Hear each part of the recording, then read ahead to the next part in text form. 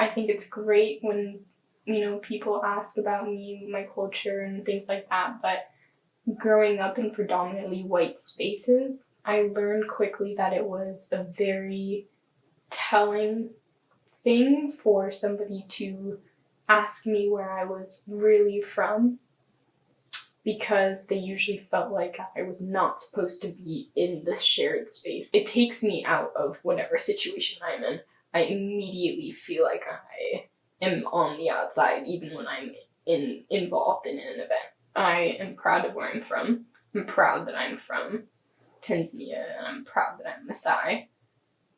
But I'm also very aware that people need to identify me as other in predominantly white spaces. I have a complicated story, and it's hard to blurt out into 2 sentences when people ask me to tell them about myself. I wanted to do this in a way that mirrors the way I'm going to be interviewing a few women on their own transitions to the United States of America.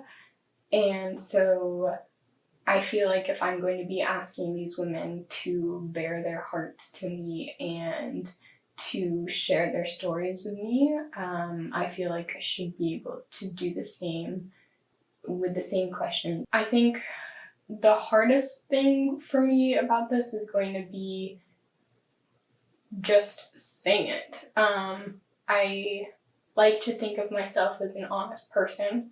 I like to share my feelings. I think I'm an open book, actually. But for some reason, when it comes to the very early days of moving to this country and just getting established, I'm mute, and I don't know why I'm not able to express that. I talk about my first time seeing snow, or I talk about my funny interactions with my fellow kindergarten classmates that I had when we can speak to each other. I talk about everything except for how I actually felt at the time, what I was thinking mentally, how I was coping.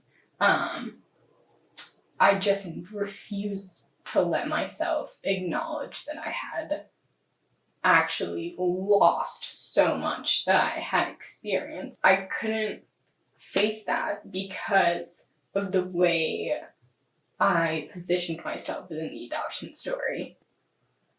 I just didn't know how to incorporate that into everyday life, because one couldn't exist at the same time as the other. Like, I couldn't make friends, learn English,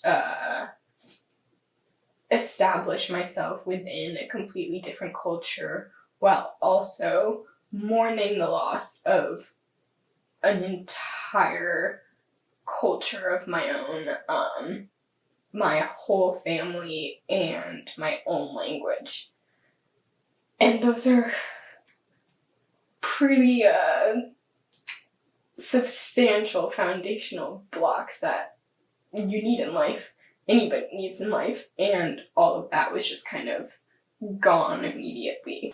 When I think of my time in the United States in those first few weeks or so, I couldn't communicate with anybody. I had gone to an English-speaking school in Tanzania right before I came, but it was only for 4 months. I just remember, rulers were used for my knuckles a lot because I had really bad handwriting. And I still do, but I just could never get my letters perfectly, and that was just a very common punishment. So I don't really remember learning that much English while I was in that school. I just remember my teachers. When I came here halfway through kindergarten, it was in the middle of winter in December.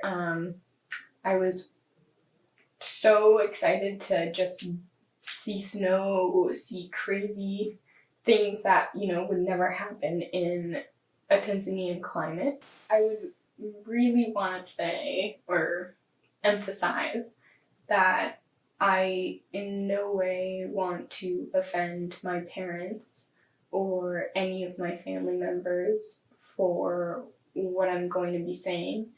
I'm not doing this to hurt anybody. I'm doing this for myself, actually, for growth, to allow myself to grow out of this spot, because I feel stuck emotionally, physically sometimes. Like, I can't do things because I'm so in my head about what every single person in my family would think of my day-to-day choices.